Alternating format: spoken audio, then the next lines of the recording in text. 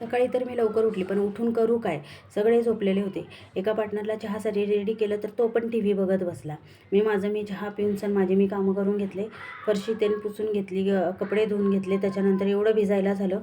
भिजायला झाल्यानंतर मी परत फ्रेश झाले आणि परत एकदा रेडी झाले. मॉइश्चरायझर लावून घेतलं आणि छान एक लिपस्टिक लावली आणि आवरून सण किचनमध्ये गेले. किचनमध्ये बघितलं तर काही नसलेल्या, भाजी नसलेल्या फ्रीजमध्ये माझ्या थोड्याफार भाजीपाला आलेला होता. पण काही नव्हतं म्हणून मी चवडी भिजायला घातली होती. चवडी भिजवलेली होती, तर आज विचार केला की भाजी आणली ती तशीच ठेवते आणि आज चवडीच बनवते.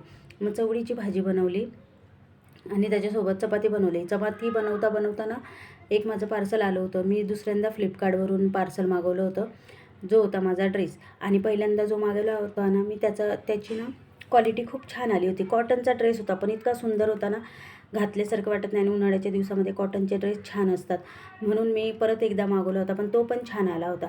आता परत मी एकदा अजून एक मागेल. घरात घालण्यासाठी ठीक आहे, ठीकठाक आहे. 423 रुपयाची अशी त्याची प्राईज आहे. त्याच्यासोबत प्लाझो टाईपमध्ये अशी पॅन्ट आली होती, एक दुपट्टा आला होता आणि छान होता. त्याचा कपडा वगैरे पण छान होता, मऊ होता. रोज घालण्यासाठी, दिवसभर घालण्यासाठी पण ठीकठाक आहे. मग छान असं जेवण करून घेतलं.